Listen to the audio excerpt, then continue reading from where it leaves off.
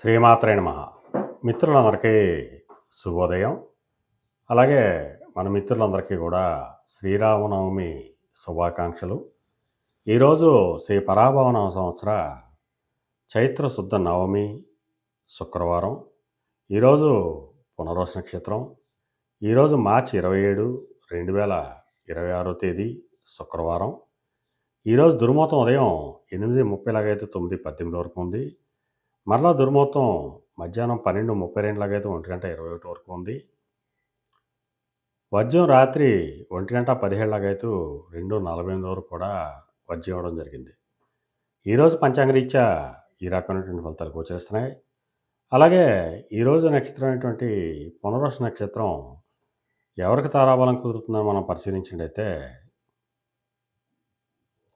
భరణి, రోహిణి, ఆరుద్ర, పుష్యమి, ఆశ్లేష, పొబ్బ, హస్త, స్వాతి, అనురాధ, జ్యేష్ఠ, పూర్వాషాఢ, శ్రవణం, శతధర, ఉత్తరాభద్ర, రేవతి.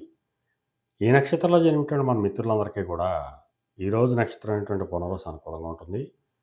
అందువలన ఇప్పుడు చెప్పినటువంటి నక్షత్ర జాతకులందరికీ ఈరోజు శుభకరంగా ఉండే అవకాశం ఉంది. అలాగే ఈ సంవత్సరం ఈ పరాభవన సంవత్సరం మొట్టమొదటి వచ్చేటువంటి పండగ మనకి శ్రీరామనవమి. పోయిన సంవత్సరం మనకి శ్రీరామనవమి రోజు నవమి, పునర్వసు ఈ రెండు కూడా వచ్చినప్పుడు మనకది శుభసూచకంగా తెలియజేస్తుంది.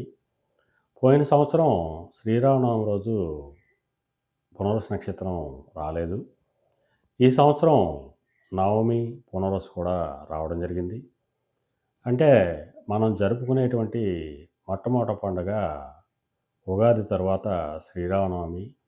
ఈ నవమి ఖచ్చితమైనటువంటి ప్రామాణికంతో రావడం వల్ల మనందరికీ కూడా మంచి జరుగుతుందని తెలియజేయడానికి ఇదొక శుభసూచకంగా తెలియజేయడం జరుగుతుంది. అలాగే మన మిత్రులందరికీ కూడా మరొక్కసారి శ్రీరామనవమి శుభాకాంక్షలు. ఆ శ్రీరాముని యొక్క అనుగ్రహంతో అలాగే నేను నిత్యం ఆరాధించే ఆ లలితాదేవి వారి యొక్క కరుణా కటాక్షాలు ఎల్లవేళ మన మిత్రులను ఉండాలని, ఆయురారోగ్య ఐశ్వర్యాలతో తొంతోగాలని కోరుకుంటూ మీ పెదబాబు సిద్ధాంతి, గొల్లల మామిడాడు.